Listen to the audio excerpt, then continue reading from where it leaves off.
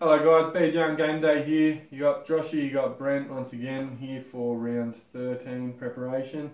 Joshy, how'd you go last week, round 12, mate? Mate, good week. Good week. I got 1,131. So pretty happy with that. Had a few guys. Obviously, Cam Smith bounced back to form. Unfortunately, with 1131, I'm only in 3 head-to-head leagues, but I lost 2 of them. So that was a little bit hard. Braden got me in BJ on Game Day League. He scored 1141. I think him and I were second and third in the league for last week. I think Wayne with Hell's Granny picked up about 1150 or 1160. And it wasn't until after the last updates that happened. I think Braden and Wayne changed spots. So we went pretty well last week in the league. I think we're up to about 155 now as the league rating. So pretty happy with that. How about yourself, mate? Not that great. Cracked 1,006 to be precise. Shit start with Filmy Brisbane Blokes, but yeah, cracked 1,000. I'll take that, but dropped back about 1,000 spots again. So starting to show a few kinks in the arm. Yeah, yep. It's chinks as well, mate. Chinks. Oh, it's kinks. The biggest kinks or chinks. The biggest. Let us know at home, folks. The biggest thing I noticed, obviously, with last week, you didn't have the best week. You've dropped in the league, the BJ on Game Day League. You've dropped from second. You are now 6th. Currently, we're forking out 5 lots of $20, $100 total to the blokes we're supposed to be schooling and teaching how to do this, and they are schooling us. Well, we did do a bit of a recap last week on the league, and there was a whole heap of guys around that 11-4 or whatever the number was, and yeah, it's caught up with me this week. I think, yeah, I think I got a bit of a pod sort of team, and when it doesn't go well, it can really hurt you. So, yeah, slipped back. As I said, it was only looking like it was going to be 20 for a little while there, but we hit about that halfway point now, mate. So, and these buys will sort them in. Yeah, boys, yeah. And look, that's what I wanted to look at this week. Obviously, the buy rounds are crucial to everyone. Whether you got 8 players, whether you got 17, it's going to obviously fall in there somehow. I broke down the teams that we got. We got 10 guys in the BJ on Game Day League. Me and Brent, obviously 2 of them. We've got 8 other guys. What I went and did earlier this week, I wanted to see sort of how many people it have. Big Ted is currently leading our head-to-head, but we've got Cam Coxwell leading the overall total points. Now, just want to make it clear for folks at home who might just be joining in, the money we're going to have to fork out at the end of the season is for the total points, not for the head-to-head. Head-to-head winner gets this beautiful World Cup cap here, but total points is sort of where we measure everyone from. Cam Coxwell is currently out in front of it, and he can have a possible 16 players this week. I don't know how you've done it, Cam. You've obviously scheduled it well. I don't know how you'll be faring for round 17. Obviously, a few trades in between round 13 and 17, but we've got Cam Coxwell with 16. The next best behind that is Braden, Wayno, and then Mark with fucking Cowboys. They can each get 13 on the park. The rest of us all between 10, 11 and 12. How many you got, mate, now that you look at it, now that we've determined team list for this week? Yeah. Where are you sitting? Well, I was hopeful of maybe 13 or 14, but it's now more realistically probably going to be 11 or 12, depending on the trades I make this week. Yep. So it's not ideal. Yeah, Nathan Brown, still a bit touch and go. Richie Kenner has absolutely fingered me. Yep. Katoa's, I guess, on that list, but it's not looking... At least he made the list. Yeah, he's on the list. That's the only upside for him. So, yeah. Yeah, it's not ideal, but I guess from sort of round 14, you got to try and start getting ready for that run home. So I was thinking about making 2 trades this week, but the more I think about it, the more I'm thinking I only make the one because... Do you just take the hit? Do you just take the bad week? What's the point wasting that trade to just have an extra one this week when all the trades from next week can be trades that are made for that run home? Yeah. And trades are going to start to come at a pretty high price as they start to peter into the... How many you got left at the moment? I'm currently sitting on 18. Okay. Before trade. So if I make the one, I'll have 17. Obviously, there's going to be a lot of trading happening over the next 3-4 weeks. Yep. And that big super trade week happening in round 15. So 5 trades that week, guys? Yeah, I mean, if I make 8 to 10 trades during that period, it doesn't leave you many for the run home, but hopefully the team's pretty good to go by then. Yeah, gotcha. But yeah, it's not looking as good as I thought it might have, so I'm still umming. What about you, mate? Mate, I've got 17 trades pre-trade. I'm planning on using 2 this week. So it's going to be a bit light on coming home in the season. That said, I'm pretty happy with my team. Obviously, there's a little bit of scheming to do for round 17, but I like my team. You know, I've got Damien Cook, Cameron Smith in the 9. I've got Teddy and Turbo at the back. Talk about, obviously, maybe a Teddy to a Ponga or something like that, but I think I'm just going to hold off and keep Teddy and Turbo till the end. Teddy's starting to get better, which is a great sign. But what I wanted to do, obviously, I've just mentioned how many players everyone had got. What I also did was I broke down those numbers into guns, mids, and then your nuffies. The blokes who are just sort of there to really make up the numbers. The other thing I want to point out about Cam is, out of the 16 players he can get on the field for this week, he's got 7 guns. It is better than everyone else. Everyone else has got between 4 and 6. So again, he's done that even right. He isn't making up the numbers just with average blokes. So he's got an extra gun on the field. This really could see Cam Coxwell distance himself from the rest of the BJM Game Day League, mate. Absolutely, and he already has a pretty decent lead. He's got 70 points on second at the moment. That could be, depending on what happens, that could be up over a couple hundred points by the end of this week, if not more. Has he reached keychain territory yet? He's sitting 1400, so 1457, still solid as, and there's still plenty of time to go, but he's still sitting pretty comfortable. But that being said, Braden's going to be another one that has up there with some of the most on the park this weekend, and he's sitting second, so there could be a couple sort of guys that run away from the pack this week, so it's going to be interesting next sort of 5 weeks. Well, that's it, isn't it? Obviously, you look with the 2 buy rounds, the super trade round. We talked about it. Do you sort of just accept what's enough for this week, use your trades to maybe prep yourself for 17, but is the team you want in 17 then the team you want for the run home? It's really hard to sort of work out. We might have talked about there's probably more keepers in 13 than there is for 17. Yeah, well, I know definitely my forward pack, when you think like Fafita, Burgess, Taumalolo, Tapau, Nathan Brown, depending on what happens with him. These are all guys that are going to play. Yeah. And then take into consideration someone like Gerbo is not going to play because of Origin. Basically, your whole forward pack that's starting is not going to be there for. And you look at the backs with 18, Latrell, Isan Masters, Madison. Yeah. Naifaluma's one we'll talk a little bit about in a buy list, but probably except for maybe Aiken, who's gone a bit quiet. Again, your backline looks predominantly. Tedesco, obviously Trebojevic aren't there because of Origin, but Latrell. They're in teams that are playing this week. And then if you've got Ponga, you'll have him for 13, but you won't have him for 17. So I guess there's 3 guys that if you don't have them, or if you do have them, whatever, that I'd have a heavy significance on for 18. And a lot of people have probably got 1 or 2 or whatever, but that'd be Cam Smith in no particular order, depending on how your team's looking. Gareth Widdop, maybe that's maybe a bit debatable at the moment. He's hit a bit of a slump. And Sean Johnson once he's back, depending on what's going on there. So they're 3 guys, especially now Cam's announced. The retirement. You've got to get him in pretty much straight away. I know I've held Coruscant just for this round 13, but as soon as I can get rid of him for Smith, I will. He bounced back to show his class last week. I always say form is temporary, class is permanent, and he showed that last week. How he scored 120 odd points in a match that ended up 7-6, I've got no idea. Like, he was just everywhere. Yeah, and I think there's a big horn that sticks out of his head. There is, look, mate, hashtag unicorn. They are there. But, alright, let's concentrate on this week for now. Obviously, we've got a lot of things going on in the next 4 or 5 weeks with buys, but let's worry about this week now.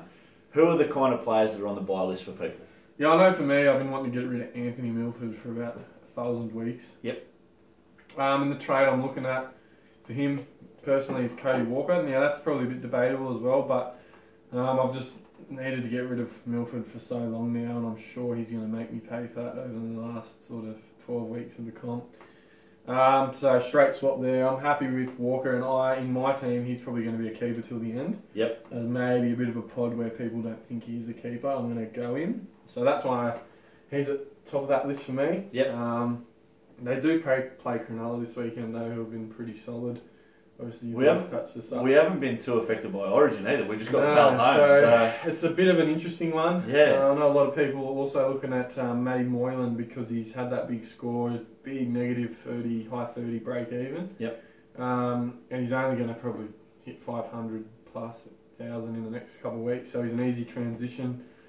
Even if you don't see him as a keeper. If you pick him up at 450 now, with that 134 that he got in there, if he plays solid the next 2 weeks, he's going to top 600. So you could go a straight swap to someone like SJ or Gareth Widdop in the next 2 or 3 weeks. Absolutely. I guess keeping in mind it's a 2-trade move, so you're burning 2 trades. Yep. 1 to get him in and then 2 to get him out. But that could be a smart plan there. Yep. Some other guys, I mean, you've mentioned it, David Nofaluma.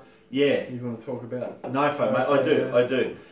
Nofo was one I had pegged from the start. He was my first centre wing pick at the start of the year, and Ivan never named him. Now, Nofaluma's come out since and said it was probably the best thing he could have done from him because he was lazy over the off-season. He didn't really put in. He didn't turn up. He just thought the spot was his. Ivan Cleary gave him a wake-up call.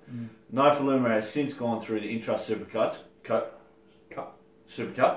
A lot like Mahe Whenua, and he's performed. He's worked his way back into that side. Last week we saw glimpses of what he can do, and I think it's only going to get better. I really think if you're looking for a centre winger that is a little bit of a pod, I don't think he'll be a pod for long because I think everyone's going to start to jump on him. He's around about 450k. At the moment, this week, he's going to be one of my trade-ins. I'm going to offload Euan Aitken. Wow. Big call. It's hard because Euan Aitken has obviously been in a lot of good form. Yep. He may get burnt by obviously not getting selected for Origin. My worry there is that the Dragons in the last couple of weeks have suffered some injuries. They've suffered a little bit of obviously players playing for Origin. I think he might not get as good a service. I may regret it come down, but I think the upside that I'm going to get with Nofaluma, he will be a keeper till the end, is there. I just think he's one that everyone's got to take a serious look at as a buy this week. I guess, and it's interesting, like you talk about bringing him in this week, but it means he's not going to be there for 17, so it's a big call. You got to now, as you start to, as I said, trades become at a bit of a premium because you're starting to have not too many of them. You've got to really think about those trades and are you going to be happy till the end? I talked about obviously where do people get to for 17. I actually worked mine out this week. I'll have 12 on the park this week thanks to Herman SASA getting suspended. Good work, buddy. In round 17, if I do not trade a single person from now until then, I will have 4 players on the park for round 17. So with 11 trades in between now and then, I've got 17. If I use 2 this week, that's 15. If I use all 11, I've got 4 for the run home, and it's just not enough. So there's going to be a lot of strategic sort of placing going on, see what I can come up with. I'm thinking in round 17 I'm going to have 11 or 12 as well, and then just build up that 18 or 19 for the run home. Yeah, absolutely. And I mean, you put a list together of some potential buys this week that I can totally agree with. And if you don't got at least sort of 3 or 4 of these guys, you'd be definitely wanting to use a couple trades to bring them in this week. Kalen Ponga, Taumalolo, Marty Tapau, Andrew Fafita. He hasn't been named for Origin. Hasn't been named for it. He is 700k. That's my biggest concern. Yeah. If you haven't got him already, you've got to pay a big price to get him. That's true. I mean, if you got him in for even 600 a few weeks ago, you're probably fine with it. 700 is a different prospect. And I think there's still some doubt with him this weekend, actually, to be fair. So yeah, I haven't heard too much. Obviously, he missed last week. Checking him on my Instagram, he's playing Fortnite as usual, so he's going all right there. He's got the old pulse thing on his knee, so I think he'll play. I don't think he'll miss out this week. I think Cronulla look at it as a game against the depleted Rabbitohs, that if we send out a strong team, we should quite easily take account for them. Yeah, and had there not been an Origin period, this would have been a really good matchup with South and Cronulla this week, because South have hit a bit of purple patch as well. So you said it from the start. I probably followed you 2 or 3 weeks later. When I saw them play the Warriors at the start of the season, they looked awesome. Yeah. They lost that game, but their attack looked sensational. You did say that, I do remember. They've gotten better and better every week. Between South and Penrith at the moment, I'm trying to figure out that 50-50 between whom. I think we'll win the premiership. One of those two teams. So yeah, but and obviously Damien Cook's just on fire. DC9. Because I'm going to start referring to DC9. DC9. CS9's gone. DC9 is in. So You've heard it here first. Captain Cook, whatever you want to call him, he's just the man. Oh, I like that. I've seen a couple. I like that. Yeah, I've seen a couple of those posts. Things going up. Captain Cook. So yeah, it's interesting, but yeah, I think he's Fafita. Going back to Fafita, he's been looking like he hasn't been injured when he's played, and he's apparently been carrying this for nearly a month now. So I think that extra week off probably done him the world of good. I mean, that's and what his recovery must be good, considering he's always on this pulse thing that you're talking about. So. They talk about that with bone bruising, is it doesn't really stop you from doing anything, it just hurts. And it takes 6 to 8 weeks to sort of disappear. So if it is that, he can obviously play through it. I think Flano obviously took the opportunity last week, seeing that Wade Graham, Paul Gallen, Luke Lewis all came back against the Knights, and we destroyed you. I loved it. Fucking beautiful, Cronulla. To take that opportunity, obviously, just to give Fafita a rest. Yeah, absolutely, and it would have been good. It actually stumped a few people, obviously, with being out and with Madison out as well. And it just shows if you're not going to captain someone, they should always be your reserve player. So the guy set as a reserve, because if something happens, you can move that reserve off a bench player. If you've got him on the field and you've had players play in that position already, you can't get out of them. I was lucky because I have Burgess in the front row, so I switched it around. And a lot of people got caught out. A few people did. I know one of the guys in the leagues I played last week, the guy I actually beat out of the 3, he had him. He didn't have him as captain, luckily, but he had no one to go to. Yeah. He had no one else. I was fortunate enough that I had brought in SASA. Obviously, that's turned out bad this week, but I could switch him to there and move my team around, that it didn't affect me that much. But it sucks if you were going to go in as captain, which I was.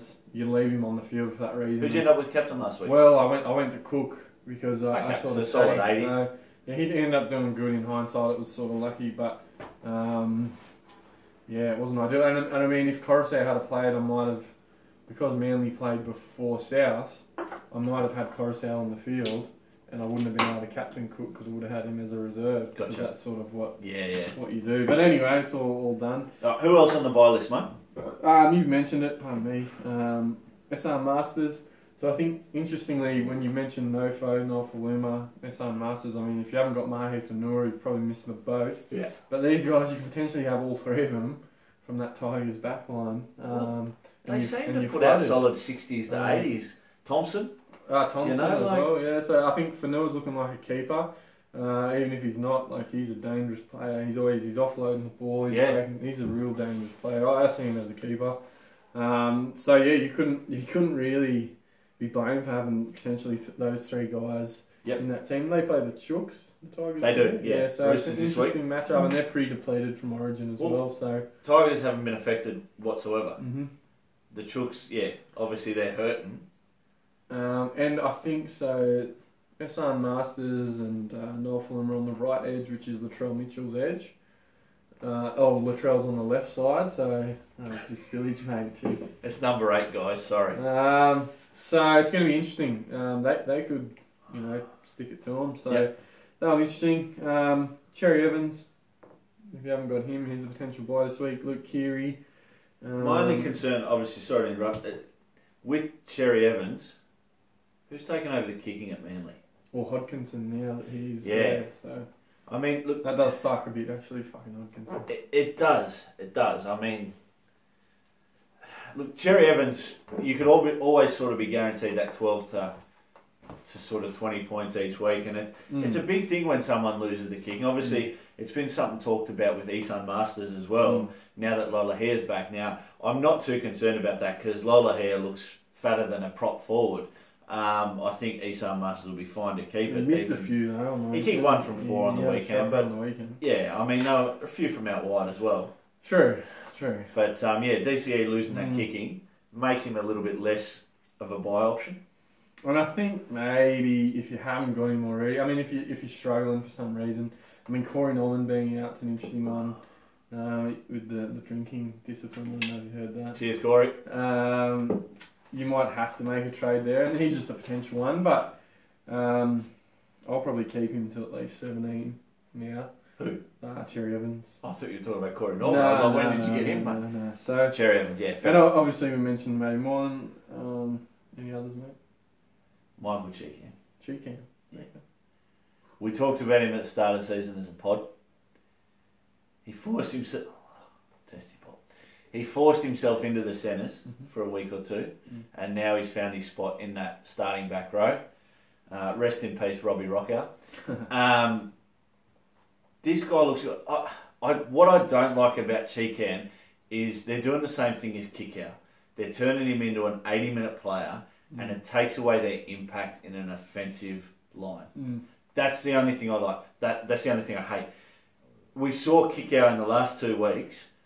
Last week, 75, 78 points, whatever it was, came off the bench. He was brutal. He was brutal against the Dragons last week, as was the rest of the Penrith pack. That try Kikau scored was unbelievable. Oh, massive. Unbelievable. Massive. He ran through 4 or 5 blokes. Yeah. He nearly lost the ball, regathered it. Like, it was unbelievable. I can't help to think, but if you're playing 80 minutes, you can't do that. Physically, these guys are just too big and too strong. But it absolutely zaps you. If you're playing 45 or 50 with a break, you can. You can. Cheekham, I'm worried. Earlier in the season, what I saw from him was a lot of footwork, a lot of at the line, tackle bus, things like that. As an 80-minute player, you become so much more concerned with defence that you forget about a few of those key things in offence. Running the right lines, busting tackles, offloading. That's my only concern with Cheekham. I think he's still going to, as an 80-minute player, he'll still score sort of 50 to 60. I think as a 50-minute player, the opportunity to score 80s and 90s with tries and line breaks becomes more relevant. Yeah, it's a hard one, isn't it? It's a sort of you want him on the park because you think more minutes, they're going to be more points. But yeah, it's quality over quantity, that whole side of it. I think Cheekham's a little bit different to Kikau because he's not as big. But I do agree, maybe 80 minutes is not best utilised playing the 80. From a Supercoach perspective, I think the nice thing about having Cheekham is he has that centre wing, second row forward duality, similar to Madison, which makes him a little bit more valuable. A lot of people are talking about him being this the next Madison kind of thing. And he is a rep, junior rep football. He's pretty good. I don't think he's really shown us what he can. He's shown glimpses. But I think he's actually a bit better than what he is. He's just taken a little bit longer to blossom. In the comparison with Madison, I haven't had Madison in all season, and I honestly at the moment I can't see him coming into my team until after 17. Now that obviously they won't play that. There was 2 or 3 games earlier in the season where I think it might have been against Cronulla, one of them, where he scored 2 plum tries. Like Ferguson batted the ball back into him. And it inflated his scores a bit. Yeah, absolutely. That's my only concern with Madison. I think he's solid enough for 60, 60 average. I don't think he's the gun everyone's sort of playing him out to be. Again, my concern with him is the Roosters have turned him into an 80-minute player. Madison, when he first came to first grade, was similar to Connor Watson, where he sort of had that footwork, that line bust, that kind of thing. Yeah, so it was a 5'8". Yeah. So again, that's my only concern with a lot of these second rowers is so many teams need them to perform as an 80-minute player, which can actually be detrimental to their Supercoach scores. That's the only thing. Yeah, and I'd agree. I think when Maddo was I think it was around 450 or close to 500 at the time, there was that opportunity to pick him up. And I had a look at him, and I had watched... You did. I remember the last couple of weeks, and he scored... 420 was, I think, when you wanted to pick him up. 2 identical tries that were just... He was just standing in the right place at the right time. He's just picked the ball up and put it down. I thought at the time, I'm not sold. To be fair, he's actually been pretty solid the last sort of few weeks, month or so. So it's a hard one, but I can't justify 570 because of that, how cheap he was. Yeah.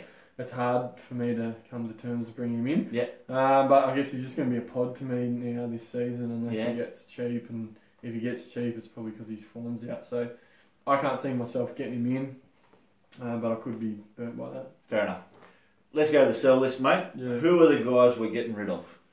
Yeah, well, I can't believe I'm saying it, and we've always said never sell a keeper, but I've got to get rid of Anthony Milford.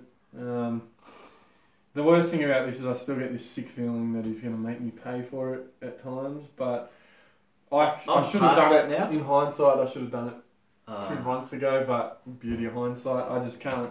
We kept holding. It's like holding. I don't know. I don't know how to describe having to sell this bloke, but he is very much at the top of the list. His ownership is down to 7%. I don't know where it peaked. Well done, trading him out. I don't know where it peaked. We're both two mugs that have kept him. We've kept faith in you, Anthony. Anthony, you've let us down. You know, MILFs don't usually let you down. They usually, help you out and get you to the end. Unfortunately, Anthony Milford hasn't done that this season. I'm selling him this week, and I think overall he started the season at 630,000. It's a big loss. It's about between 170 and $200,000 loss. I don't know what he is this week, but I've sold him. He's not even 450. Mate. It's a big loss. But I mean, I just think playing that halfback role, he's just not the same player. There's probably still going to be these weeks where he gets 70, 80s, but gone are the days of those. Oh, don't get me wrong, I still think there's a game in him this year that he's got 120, 130 plus. It's going to happen. But the problem is that too many times he's going to score 20 or 30 or 40, and that kills you for a half in Supercoach. Especially when you got blokes like SJ, albeit obviously injured lately, but SJ, the other roller coaster we've always been on for the last couple of years has steadied a lot more, and he's sort of pumping out those 60s, 80s, 100s. And his role hasn't had to change. Yeah. I mean, he's always been dangerous. Milford's Blake Green's sort of there steadying the ship, so that makes his job a bit easier. But, I mean, just on halves and Anthony Milford, him and JT have absolutely just harbour bridge for my season. They've absolutely ruined my season. JT, another one. Start of the season, I can't sell you, mate. You play this week, but we talked up Milford, we talked up Thurston, and they've just absolutely pick up your game, buddy. I love you, mate. You're a national hero. You've been one of the best players ever. Repping the whole of Indigenous Australia. Well done, mate. But fuck your shit this year. Yeah, and we know people that have said it. Maybe Brandy was right. Maybe he has played 1 year too many, and I don't know where it's come from. He turned up against Brisbane and looked like he was back. Yeah. Ever since then, he's just been an absolute slug. So Girls the same. Girls the same. Look, obviously, last week he must be underdone. He must still be carrying something, and he's just not 100% fit, and he's just doing it for the team. I got nothing else. He has to be underdone. Gal last week looked like Timmy Manor against the Knights. I know we smashed this, and he didn't have to do much, but every time he ran the ball, just there was nothing there. These guys, they're getting to sort of that 34, 35 age, and the body just slows down. It doesn't matter how hard you train, how well you train, how injury-free you are, the body slows down. So it's been a pretty tough season for those two guys. Mate, one guy I want to touch on, and I haven't had him throughout the season, you have. Do you still have Peter Hickey? No. Okay. I traded him a few weeks ago. 30% ownership still. I mean, he's been a bit disrupted from some injuries that happened at the Warriors. He's had to play 5'8". Hence why I sort of want to look at him at the on the sell list. He had to play fullback 2 weeks ago. He had to play 5'8" last week. When he was playing in the centres, the week I traded him, I didn't want to trade him, but it was just one of those things my hands were tied. Pardon me. And I had to trade someone.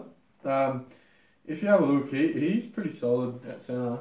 And when they get SJ back, I think he's still keeper, in my opinion. I don't know what his price is or whatever like that, but I regret that trade, and I think he's potentially a keeper at the moment. I'd love their best fullback by a country mile.